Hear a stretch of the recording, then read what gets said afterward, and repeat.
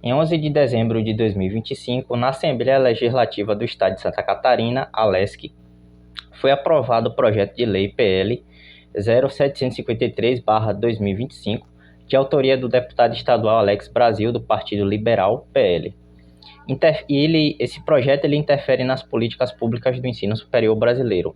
O projeto de lei gerou várias discussões, principalmente sobre a reserva de cotas raciais na universidade pública e privada. A discussão proposta no vídeo de hoje começa com esse PL, mas não acaba por aqui. Ao contrário, será uma longa discussão sobre a origem das cotas nas universidades brasileiras, seus desafios e críticas. As cotas raciais nas universidades públicas são uma realidade que já atravessou mais de uma década.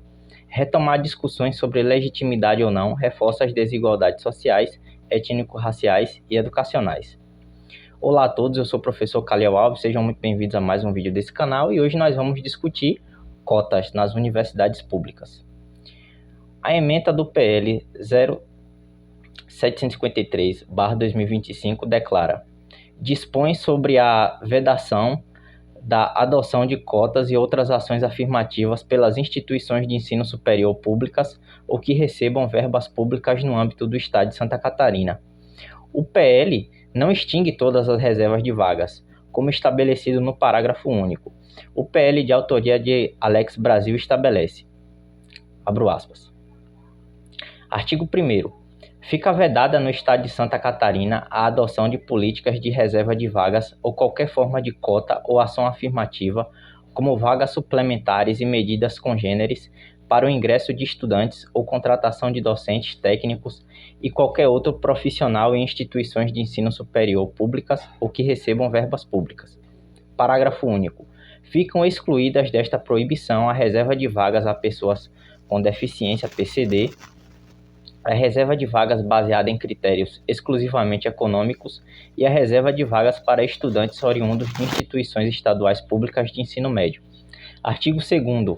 O cumprimento dessa lei, além da nulidade do certame, sujeitará o órgão ou entidade responsável pelas normas do certame às seguintes penalidades.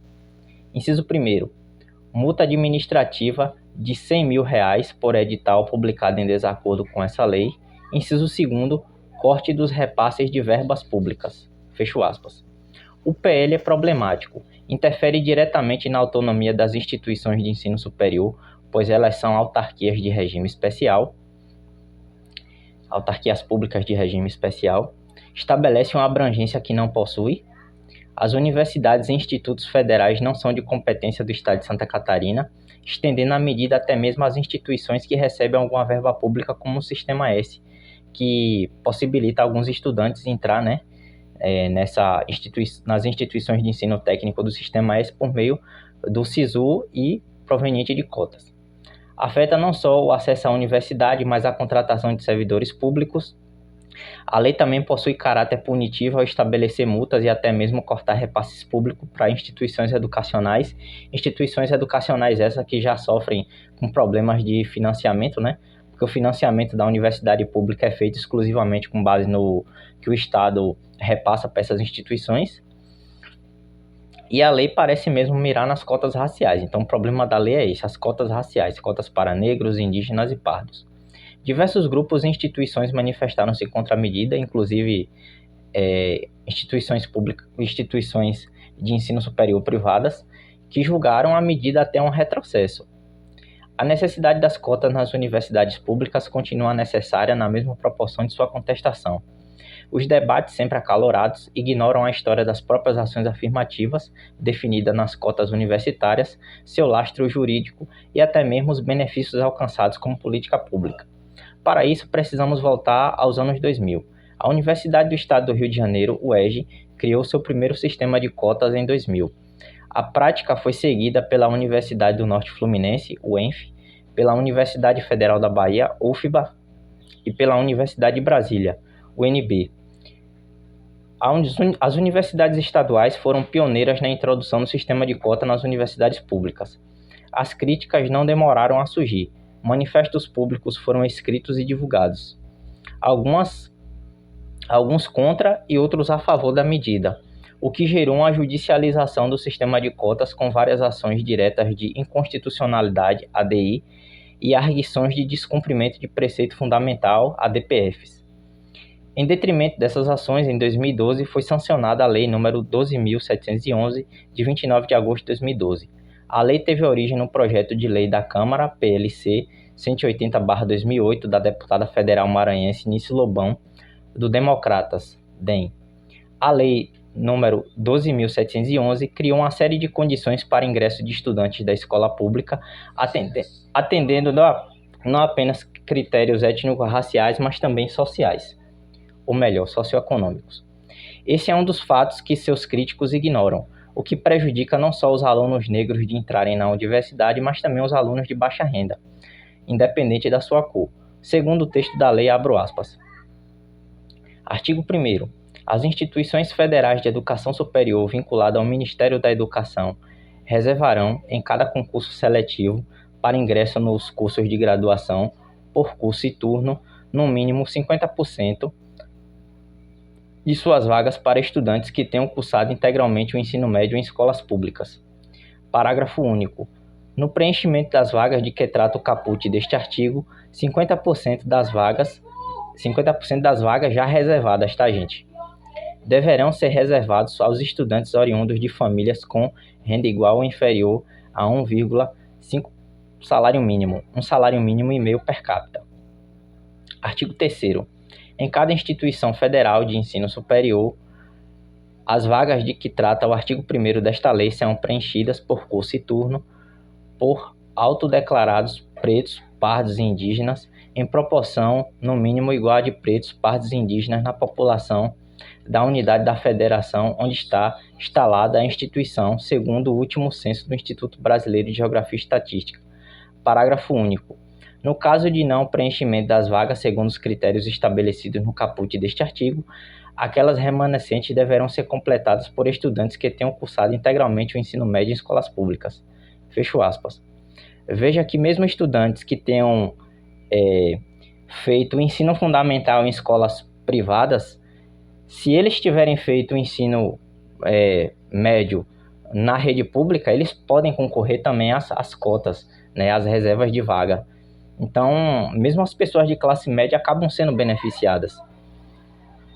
Embora tenha recebido o nome de cotas raciais, e muitos tenham enfatizado apenas os alunos negros, os pardos, os indígenas, e os alunos com renda familiar igual ou inferior a 1,5 salário mínimo, um salário mínimo e meio per capita, também são beneficiados. Ou seja, mesmo pessoas brancas e da classe média acabam também sendo atendidos por essa política pública. A lei não estabeleceu direito exclusivo para alunos negros no ingresso da universidade por meio das cotas. Ao contrário, a lei é bem abrangente. Entretanto, nossas desigualdades sociais, o racismo, a desinformação midiática, a desonestidade intelectual, os especialistas em educação que nunca fizeram a licenciatura na vida, produzem uma enxurrada de desinformação, constrangem os alunos das classes mais baixas a não acessarem essa política pública que permite a eles, né, o ingresso ao ensino superior. Não apenas isso, reforçam a sua marginalização na sociedade. Como visto até aqui, desde o início dos anos 2000, as universidades públicas criam sistemas de cotas. A lei estabeleceu uma universalização nas universidades federais, mas a primeira lei de cotas no ensino superior no Brasil não é do século XXI e nem foi estadual. Baseada nos argumentos do livro Marcos Legais Antirracistas para a Igualdade Racial, abro aspas para Camila Garcês Leal. Podemos afirmar que a Lei nº 5.465, de 3 de julho de 1968, foi uma das primeiras leis de cotas do Brasil.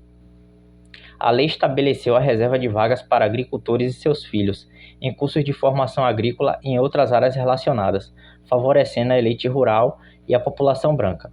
Fecho aspas. Essa é, de fato, a primeira lei de cotas do Brasil, abertamente definida sob o critério de reserva de vagas. A lei gera uma grave distorção no acesso aos cursos técnicos e superiores de agricultura e veterinária. A escola pública brasileira não era ampla ou universal como é hoje. O acesso à universidade pública era limitado e altamente competitivo. Na década de 1960 não tinha Enem, por exemplo, excluindo largas camadas da população do processo seletivo.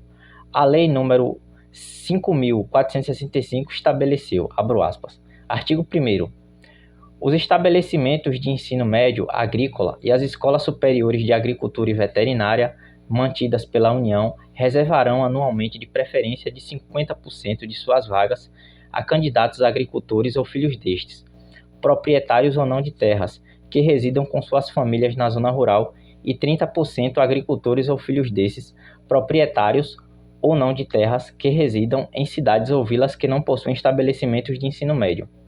Parágrafo 1º. A preferência de que trata este artigo se estenderá aos portadores de certificado de conclusão do segundo ciclo dos estabelecimentos de ensino agrícola, candidatos à matrícula nas escolas superiores de agricultura e veterinária mantidas pela União. Parágrafo 2º. Em qualquer caso, os candidatos atenderão às exigências da legislação vigente, inclusive as relativas aos exames de admissão ou habilitação. Fecho aspas. O agricultor expresso na lei não é o mesmo que você está pensando. Não são os indígenas, não são os quilombolas ou os agricultores familiares. Não é desse agricultor que a lei está tratando. Nem mesmo os boia-frias de que tanto ouvimos falar. Esses aí mesmo nem teriam chance. Os trabalhadores rurais não tinham a propriedade da terra. E os que tinham a propriedade não tiveram acesso à educação formal, ou seja, não haviam cumprido os requisitos mínimos para realizar o vestibular ou ingressar nas escolas agrícolas. Além do agravante do analfabetismo ou baixa escolaridade, outro fator endossa o meu argumento. Do ano de 1500 até o presente ano, 2026, o Brasil nunca fez uma reforma agrária. O Movimento Sem Terra, MST, continua como uma realidade e a luta pela reforma agrária parece um ideal cada vez mais distante. A demarcação de terras indígenas proposta no Alvará Régio de 1680 nunca foi consolidada de fato. Mesmo após a Constituição Federal de 1988, os desafios para a demarcação de terras indígenas continuam. O mesmo caso ocorreu com a demarcação de terras quilombolas proposta no artigo 68 do Ato das Disposições Constitucionais Transitórias, ADCT. A questão agrária no Brasil foi um dos fatores para a derrubada do governo Jango, demonstrando o grande poder dos latifundiários brasileiros. Mesmo a reserva de vagas de 30% para agricultores residentes da área urbana sem acesso ao ensino médio parece mais uma pegadinha do que uma condição de ingresso. O parágrafo 1º restabelece a prioridade para portadores de certificado de conclusão de ensino agrícola. Mais uma vez, pessoas com boa formação seriam privilegiadas em detrimento de vários grupos sociais. A taxa de analfabetismo no Brasil de 1960 era de 39,6%. Além disso, o grupo social com menor nível de escolaridade geral são os indígenas e os negros, principalmente homens jovens. Esses últimos são obrigados a evadir da escola para trabalhar. Então, muito do problema não é só a oferta de ensino, né, de escolas públicas, mas também porque muitos desses jovens negros acabam saindo da escola para trabalhar mais cedo, né, para poder ajudar no sustento familiar. Há uma concentração fundiária na mão das classes dominantes que se mantém desde os primórdios do período colonial e que aumentou ao longo das décadas. O índice de Gini da concentração fundiária do Brasil na década de 1960 era de 0,89, considerado alto. Lembrando que o valor de igualdade perfeita de acesso à terra equivale a 0, quanto mais próximo do valor 1, maior é a desigualdade na distribuição de terras do país. No ano de 2010, o valor era de 0,73, mas em alguns estados brasileiros, como a Bahia, o valor chegava a 0,85. Brasil, Índia e Estados Unidos da América foram os primeiros países a criarem sistema de cotas para ingresso no ensino superior. Essas nações compartilham passado em comum. São ex-colônias, possuem grande diversidade étnico-racial e religiosa e, além disso, apresentam grandes taxas de desigualdade social. É possível comparar o estabelecimento dessa política pública nos 3 estados. O primeiro país a aplicar o sistema de cotas foi a Índia. A independência do país asiático ocorreu em 15 de agosto de 1947. Na década seguinte, foram instituídas reservas de vagas nas legislaturas estaduais e nacionais, contratação no serviço público e ingresso ao ensino superior. Diferente de Estados Unidos da América e Brasil, o sistema de cotas, lá na Índia, é abrangente, pois inclui o serviço público e também a esfera política. O sistema de castas foi abolido na Índia pela Constituição de 26 de janeiro de 1950. A abolição formal do sistema de castas não foi suficiente para a abolição real. O sistema de castas continua a influenciar o destino da República Federal Parlamentarista Indiana. O sistema de castas remonta ao período védico, cerca de 1500 a.C., com a invasão Ariana-Brahmani. O sistema de castas cria uma rígida hierarquia de fundo religioso. No hinduísmo, há 4 castas de condição hereditária e vitalícia. Há os Brahmanes, que são sacerdotes e professores, os Kshatriyas, que são guerreiros e governantes, os Vaishyas, que são comerciantes e agricultores, e os Shudras, que são os trabalhadores gerais, né? A grande massa da classe trabalhadora. Além deles, há os Dalits, mais conhecido como os intocáveis. Esse grupo está fora do sistema de castas e realiza uma série de tipos de trabalho que são rejeitados pelas demais classes. O casteísmo influencia muito as relações socioeconômicas indianas. A religião hindu continua influente, tanto no imaginário quanto nas relações de poder da Índia. O sistema de cotas, em detrimento do sistema de castas, foi uma alternativa eficaz para alterar essa realidade. Em artigo publicado por João Ferri Júnior e Verônica Torsti da Flon, realiza um estudo comparativo entre as cotas na Índia e no Brasil, segundo os autores, abro aspas. Os atuais beneficiários das políticas de ação afirmativa na Índia são os Dalits, que receberam dos britânicos a denominação legal de Scheduled Castes, castas previstas, e representam 15% da população.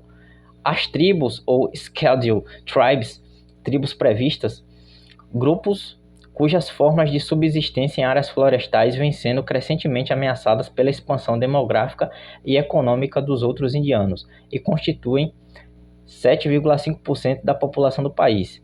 E as Other Backward Classes, OBCs, outras classes excluídas, demais grupos de castas baixas, em especial Shudras, também considerados social e economicamente desprivilegiados e que representam 52% dos indianos.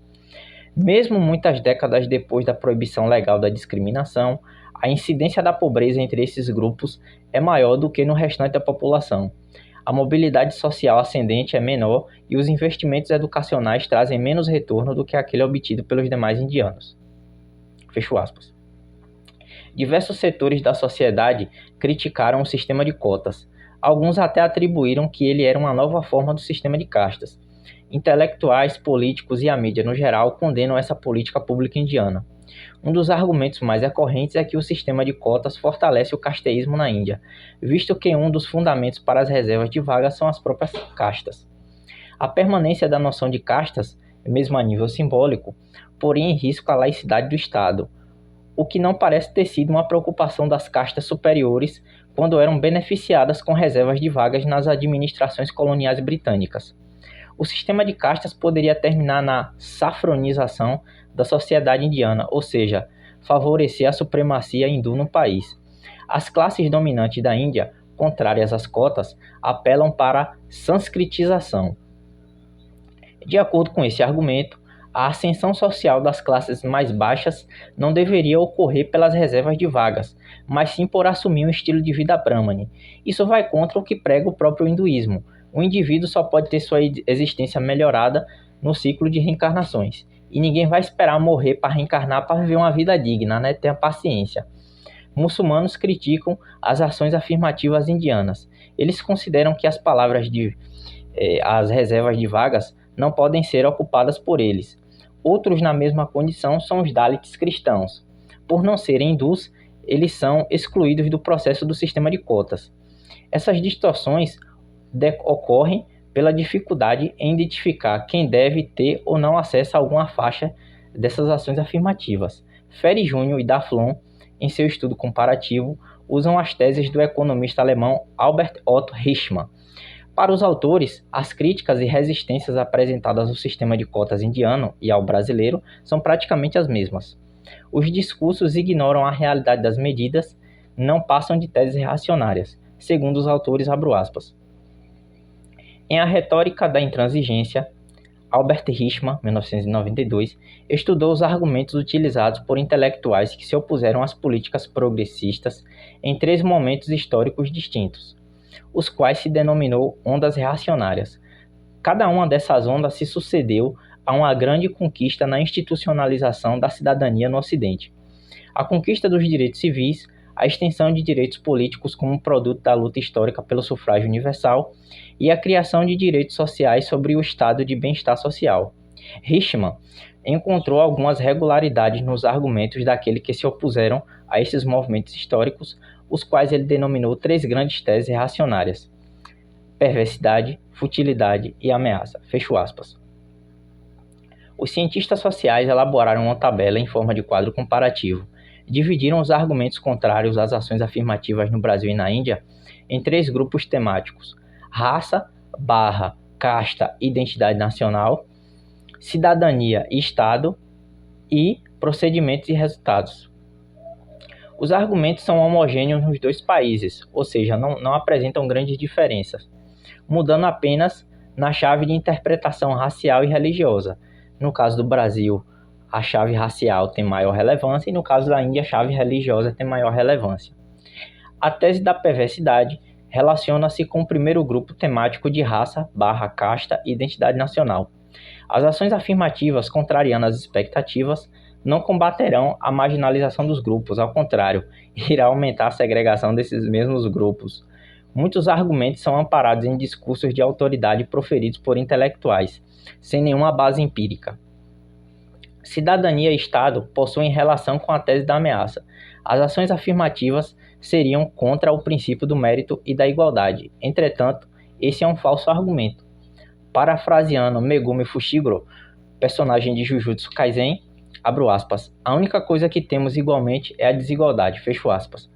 Os custos dessas políticas públicas seriam maiores que os benefícios, segundo seus críticos. Por fim, procedimentos e resultados têm relação com a tese da futilidade, uma espécie de pessimismo generalizado. As ações afirmativas falhariam na sua elaboração, implementação e no alcance de metas e objetivos.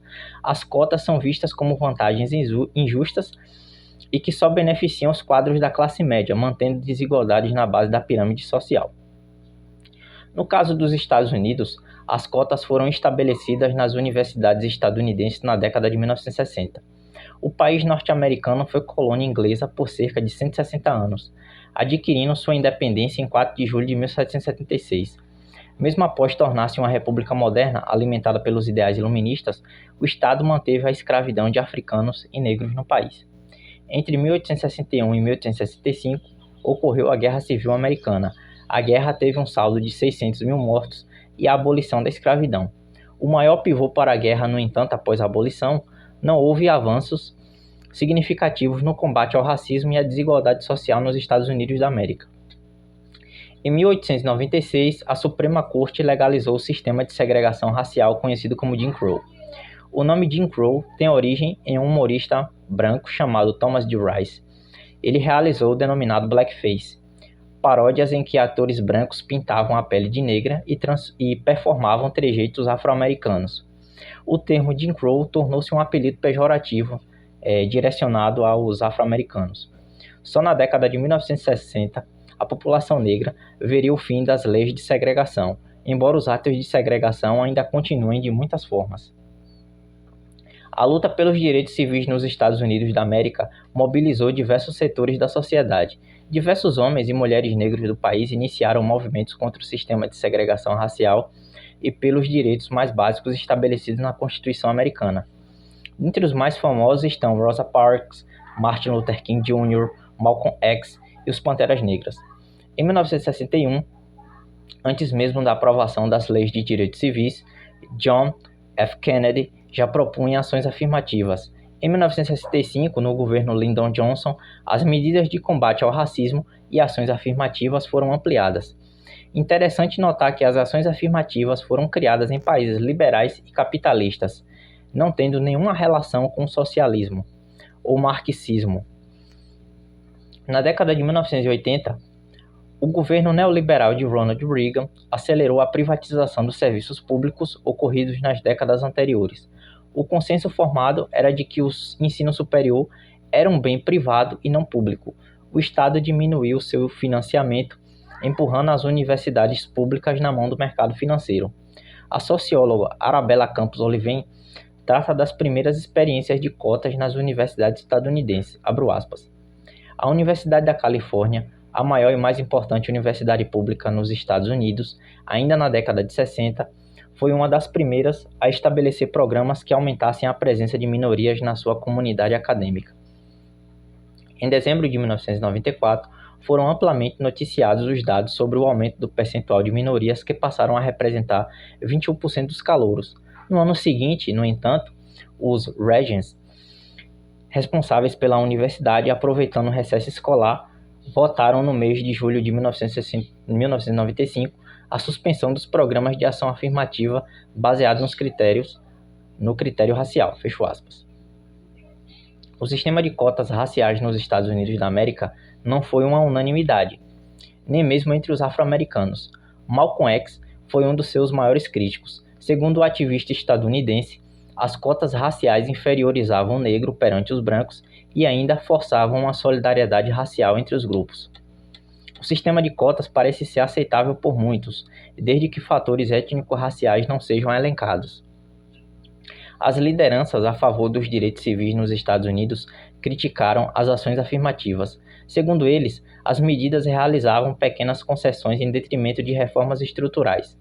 A elaboração de leis antidiscriminatórias e reformas econômicas radicais seriam mais eficientes do que a política de concessão individual proposta pelas ações afirmativas. Além disso, eles acentuavam a racialização dos afro-americanos. As ações afirmativas de preferência racial foram iniciadas no governo sulista de Lyndon Johnson. As ações afirmativas não são inevitáveis, são uma escolha política encabeçada pelo sul dos Estados Unidos da América. Seria uma forma de contornar a herança escravocrata e as constantes denúncias de racismo contra os estados sulistas. As cotas raciais não estiveram livres de batalhas judiciais, conforme Oliveira, abro aspas. Em 2003, a Suprema Corte dos Estados Unidos reafirmou a constitucionalidade de levar em conta raça e etnia na seleção dos alunos para a universidade. Essa decisão judicial reacendeu o debate nacional e levou os grupos contrários às ações afirmativas a intensificarem procedimentos outros que não jurídicos, mudando a sua estratégia política da promoção de plebiscitos estaduais. Fecho aspas. Mesmo nos Estados Unidos, existem muitos questionamentos sobre a validade ou necessidade de cotas raciais. A população afro-americana equivale a 13% da população dos Estados Unidos. Porém, a população negra, a população total, dos afro-americanos, é de cerca de 45 milhões de pessoas. Seria o mesmo que o número total de habitantes da Argentina ou da Espanha. Então, existe uma Argentina ou uma Espanha negra dentro dos Estados Unidos. São 45 milhões de afro-americanos. É a demografia mais pobre, criminalizada, além de sofrer com a falta de moradia, problemas de saúde e desemprego. As cotas raciais se fazem necessárias por causa da omissão do Estado em realizar políticas públicas universais e reformas econômicas. Mesmo após a abolição, as leis de segregação e a privatização do serviço público atingiram em cheio a população afro-americana. As cotas permitiram o ingresso dos afro-americanos no ensino superior e o acesso aos melhores empregos. Como toda política pública, as ações afirmativas não são perfeitas. Nenhuma delas é, na verdade. A ênfase no caráter racial pode influenciar o fato de que muitas pessoas das classes mais pobres são brancas. Essa demografia pode ficar ressentida e se sentir constrangida em acessar uma política pública que parece considerar uma identidade étnico-racial da qual ela não pertence. Um dos possíveis efeitos negativos das cotas raciais está no fator moral e psicológico. Estudantes cotistas podem sofrer preconceito e até racismo. Eles podem sentir-se menos capacitados, o que pode desestimular sua entrada na universidade ou promover sua evasão nos cursos. Alguns podem ser acusados de vitimista ou até mesmo assumir o lugar da vitimização por não acompanhar o rendimento dos demais. Um dos argumentos usados na sua legitimação é a dívida histórica. Porém, não é possível responsabilizar pessoas brancas no tempo presente ou fazê-las arcar com danos promovidos à população negra no passado. O argumento gera uma incompreensão para as pessoas brancas, no período contemporâneo, da importância das ações afirmativas e o afastamento delas da própria política pública, que também as inclui. Lembrando que a lei de cotas é possível que o aluno branco, vindo da escola pública, que tenha lá a média salarial estabelecida pela lei, possa ingressar por meio das cotas na universidade pública. Dois argumentos jurídicos são usados para fundamentar as cotas raciais.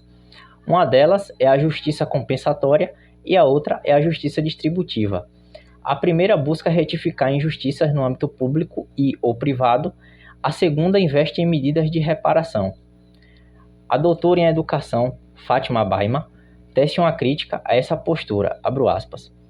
Por meio desta teoria, assevera-se que o objetivo dos programas afirmativos para os afrodescendentes seria o de promover o resgate da dívida histórica, e que tal dívida teria sido o período de escravidão a que foram submetidos os negros. O problema da adoção dessa teoria para justificar a imposição de políticas afirmativas é que se afigura deveras complicado responsabilizar no presente os brancos descendentes de pessoas que, em um passado remoto, integravam a aristocracia. Ademais, seria praticamente impossível, em um país miscigenado como o Brasil, identificar quem seriam os beneficiários do programa compensatório, já que o negro de hoje não foram vítimas da escravidão. Fecho aspas. Outro argumento relevante para a crítica das cotas é a racialização da sociedade brasileira pelo Estado. A resistência do conceito de raça na sociedade brasileira pode favorecer divisões sociais. O multiculturalismo enfraqueceria a identidade nacional. O Estado-nação não seria mais visto como um povo que compartilha origem, características e interesses em comum. Uma das dificuldades no atendimento das exigências das ações afirmativas seria determinar quem é ou não negro. Em uma sociedade em que a mestiçagem é o comum e os processos de autoidentificação são variados, difusos e muito dependentes dos contextos socioeconômicos em que os indivíduos estão inseridos, as cotas raciais esbarram em um grande desafio. A historiadora Célia Maria Marinho de Azevedo critica a solução dada ao processo de identificação racial nas universidades. Abro aspas. A resposta que tem sido dada a esta pergunta por diversos proponentes da cota racial tem sido tão simples quanto pode ser o raciocínio autoritário. Organizam-se comitês de julgamento em cada instituição, as quais ficariam encarregadas de examinar a veracidade do pertencimento racial declarada pelo candidato ao emprego ou vaga em universidade. Seria interessante, se não fosse trágico, acompanhar o trabalho de uma dessas comissões de juízes da cor. Muito provavelmente, eles teriam de aprender com os funcionários encarregados desse serviço ao tempo do apartheid da África do Sul. Fecho aspas. Outro desafio que tem mobilizado disputas judiciais é o fato de o ensino superior não ser considerado um direito básico e sim privado em muitas ocasiões. A Declaração Universal dos Direitos Humanos de 1948 e a Constituição Federal de 1988 estabelece apenas o ensino básico como gratuito e obrigatório para todos. O ensino superior está relacionado à questão do método, cuja única forma de aferição no Brasil são os exames como Enem ou vestibular. Então, a única forma de você ingressar, no ensino superior no Brasil é por meio do vestibular ou do Enem, e não são usados outros elementos, como a avaliação do histórico escolar durante sua vida na escola pública, como é feito em muitas universidades dos Estados Unidos e de outros países. De acordo com os critérios do sistema de cotas, os críticos do sistema de cotas, eles negam que o Brasil seja um país racista. Esse fato, independentemente de espectros políticos, é definido tanto por liberais quanto por marxistas. Segundo essa visão, o país nunca implantou um sistema de segregação racial como o regime de apartheid da África do Sul ou seu similar Jim Crow nos Estados Unidos da América. O racismo brasileiro está muito atrelado à condição socioeconômica do indivíduo. A preocupação com o desempenho acadêmico dos alunos cotistas sempre foi uma constante, inclusive esse é um dos argumentos usados para sua extinção. Estabeleceu-se uma relação automática entre cotas e mau desempenho acadêmico. Para responder essa questão, foram desenvolvidas diversas pesquisas. As ações afirmativas de caráter muito recente dificultaram esses estudos. Após mais de uma década, essas pesquisas têm revelado o real desempenho dos cotistas e desmistificado muito dos preconceitos em relação a eles. Para embasar os meus argumentos nesse tópico do vídeo, vou usar duas pesquisas realizadas em períodos e universidades públicas distintas. Cada uma delas utiliza métodos de pesquisa e variáveis diferentes para montar seus quadros estatísticos. A primeira é Desempenho Acadêmico e o Sistema de Cotas no Ensino Superior, evidência empírica com dados na Universidade Federal da Bahia, publicados na revista Avaliação, Revista da Avaliação da Educação Superior, de autoria de um grupo de economistas formado por Ivanessa Tayane do Nascimento Cavalcante, Cláudia Sá Malbuson Andrade, Gisele Ferreira Tiriac, Lília Carolina Carneiro Costa. O segundo artigo utilizado foi Desempenho Acadêmico de Alunos de Medicina Beneficiado pelas Ações Afirmativas, publicado na Revista Brasileira de Educação Médica, pelo grupo de pesquisadores das Ciências da Saúde, formado por Adriana Polatini, do Vale, Pedro Tadao Hamamoto Filho, Gustavo Noé de Marco, Júlia Ferraz, Rafael Teixeira Dias e Paulo José Fortes Vilas Boas. O primeiro artigo, escrito pelo grupo de economistas, investigou a diferença ou não do desempenho entre estudantes cotistas e não cotistas. O método utilizado foi o Propensity Score Matching, PSM. A justificativa foi de que seria impossível analisar o mesmo estudante na condição de cotista e não cotista. De acordo com o modelo de análise proposto pelas economistas, abro aspas. Com base em estimativas do PSM, utilizando diferentes métodos de pareamento em dados e 4 medidas de desempenho, os resultados encontrados indicam de forma agregada a existência de um diferencial de desempenho a favor dos estudantes não cotistas, sobretudo no ingresso e início de curso. Porém, quando se analisa os dados por áreas de conhecimento, os modelos estimados evidenciam que os diferenciais de desempenho somente permanecem para a área de ciências da saúde. Ou seja, se o estudante que entrou pelo sistema de reserva de vagas tivesse ingressado pelo sistema de ampla concorrência, não haveria diferença de desempenho entre ambas as situações. Desta forma, os resultados apontam que fatores socioeconômicos mostram-se mais relevantes para o desempenho do aluno na universidade do que sua forma de ingresso. Fecho aspas. Foram usadas diferentes métricas de pareamento, dentre elas a sem pareamento, subclass, nearest, CEN e generic. A amostra usada no estudo considera os alunos matriculados nos cursos de graduação presencial da UFBA de 2005 ao ano de 2013 por meio de vestibular. Foram contabilizados 8.546 alunos. Desses alunos, cerca de 40% eram oriundos de cotas. O coeficiente de rendimento foi relacionado a covariáveis econômicas. A conclusão a que o estudo chegou é que o desempenho acadêmico dos cotistas não sofre influência pelo modo de ingresso. Portanto, diferenças de desempenho não podem ser medidas com base no modo de ingresso. Como visto na figura 1, as variáveis fez ensino médio em escola pública ou escolaridade da mãe até nível médio afetam sua forma de ingresso na universidade. A pesquisa considerou o desempenho acadêmico dos alunos em 5 grandes áreas, a saber, área 1, Ciências Físicas, Matemática e Tecnologia, área 2, Ciências Biológicas e Profissões da Saúde, área 3, Filosofia e Ciências Humanas, área 4, Letra, área 5, Artes. O desempenho acadêmico menor em estudantes cotistas foi visto apenas em uma área, segundo as autoras. Analisando por área, apenas a área 2, Ciências Biológicas e Profissões da Saúde, apresenta um efeito significante do sistema de cotas para a maioria dos métodos e das variáveis respostas, com o resultado esperado do cotista menor do que o resultado previsto se este não fosse cotista. Fecho aspas. Desempenho menor não significa rendimento ruim ou pífio. Os cursos da área 2, Ciências Biológicas e Profissões da Saúde, são os mais elitizados e caros do país. Um rendimento menor dos cotistas, em detrimento de alunos ingressantes pela ampla concorrência, Esses estudantes vieram de escolas privadas e realizaram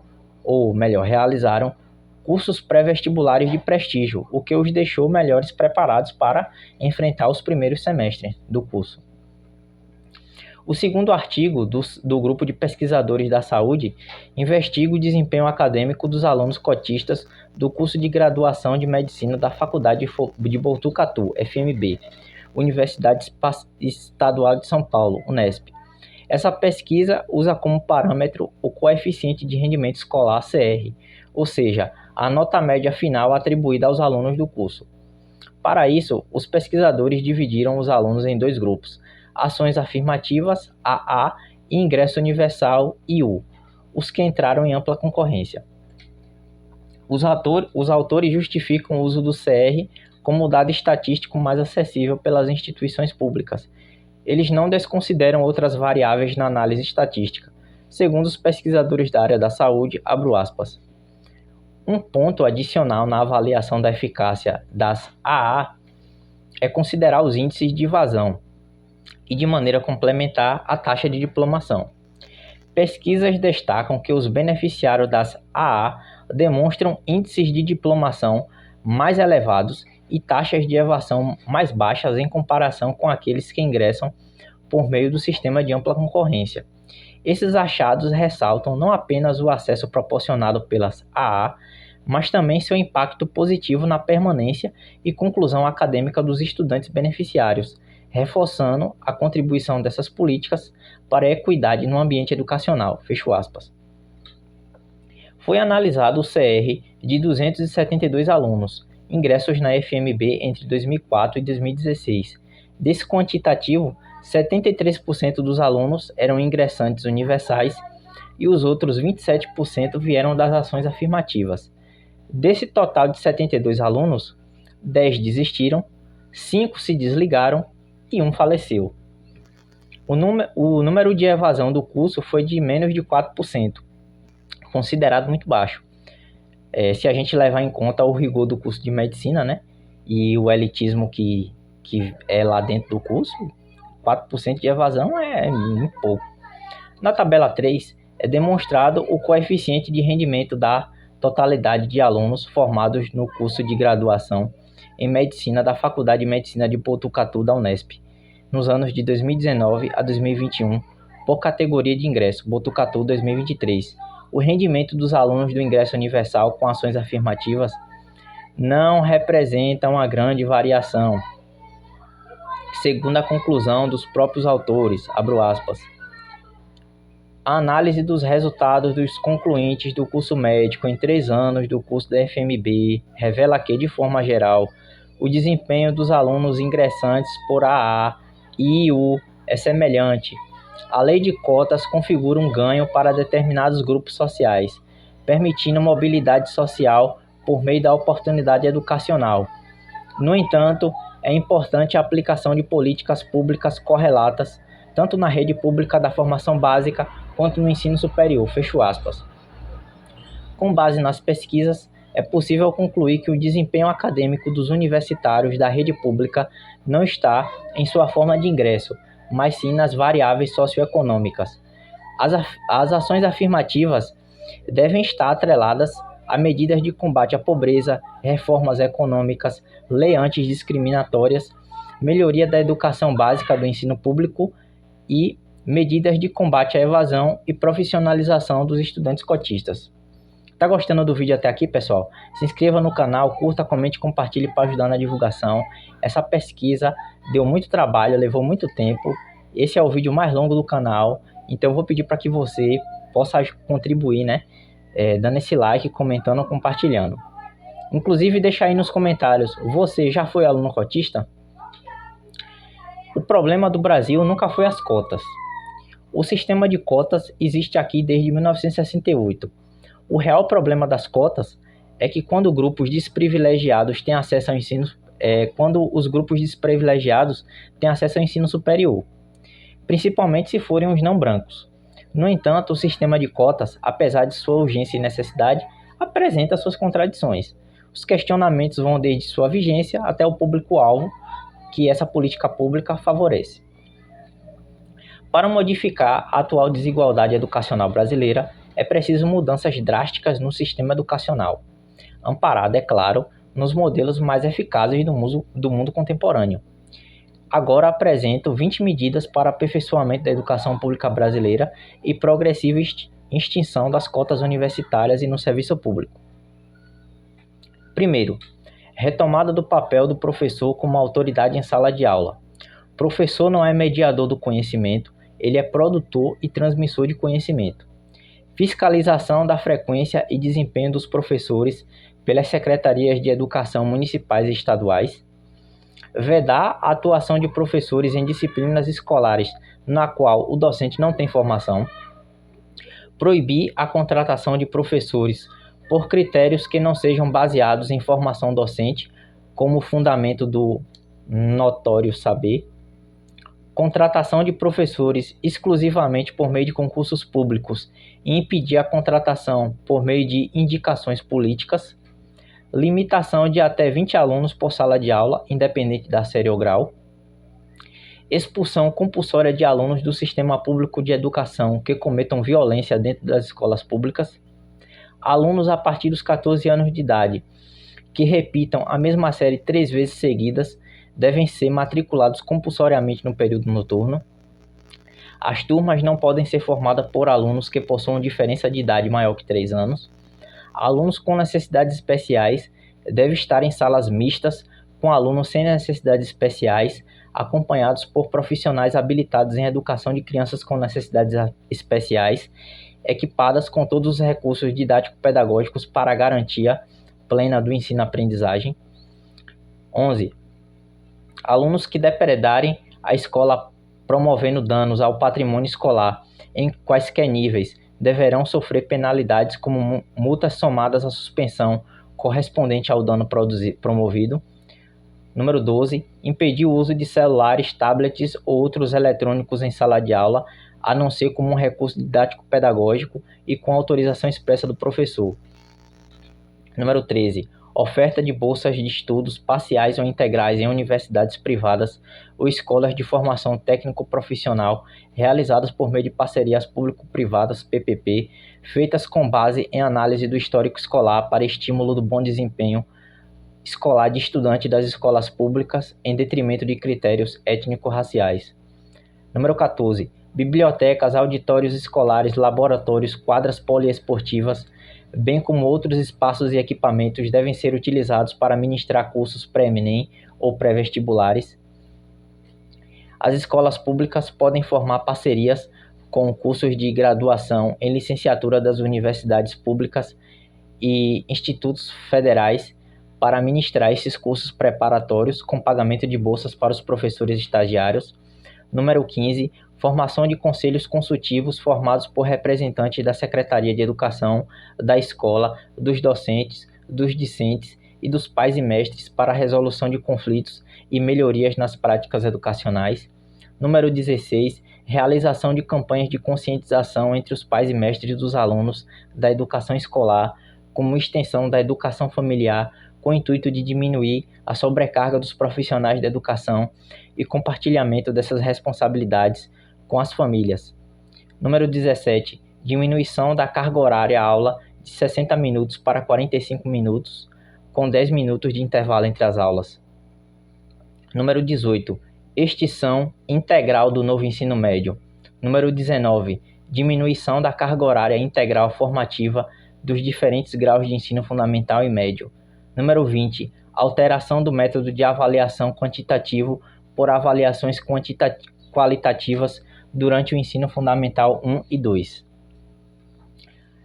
Para concluir, pessoal, antes de terminar esse vídeo, eu não gostaria de deixar uma mensagem negativa ou de desestímulo para nenhum de vocês. Se você é um aluno da escola pública brasileira, se você é branco, pardo, negro, indígena, PCD, não importa. Não se sinta culpado ou constrangido em acessar o ensino superior por meio do sistema de cotas. Ela é uma política pública amparada por lei, não existe crime ou nada de errado nisso. A única coisa que pode te afastar da pobreza e da criminalização é a educação. tanto a nível socioeconômico quanto moral e ético. Também devemos considerar que essa é uma decisão apenas sua. Ao ingressar no ensino superior, as oportunidades educacionais e profissionais que ele pode oferecer são imensas. A universidade pública não é a única opção para a melhoria de vida, eu concordo, mas é uma das mais viáveis. Caso você não queira fazer uma graduação em universidade pública, existem programas governamentais como o ProUni, que concede bolsas de estudo em universidades, faculdades privadas, né? Além disso, existem os institutos federais que ofertam desde cursos técnicos até graduação e pós-graduação, são públicos e gratuitos também. Outra forma seria usar a nota do Enem para entrar em uma das escolas do Sistema S, como o Senai. Você pode até ganhar uma bolsa integral, dependendo, né, da sua nota. Na maioria dos países, a educação não é apenas um serviço público ou um direito do cidadão. Ela é uma questão de soberania nacional. É um projeto de Estado, não de governo. Um projeto de Estado é de longa duração, ao invés de um projeto de governo que dura até a próxima eleição. A continuidade de projetos educacionais amplos e qualificados é essencial para a melhoria da educação pública. Para quem acompanhou até o final, deixa um like, comente, compartilhe o vídeo, deixa um comentário falando sobre a sua relação com o sistema de cotas, se você concordava, se você discordava, se esse vídeo ajudou você a entender ou não o que é o sistema de cotas no Brasil e em outros países. Se você já foi aluno cotista na universidade, se você estudou com alunos cotistas, o que é que você avalia sobre isso? Deixe seu comentário e até o próximo vídeo, pessoal.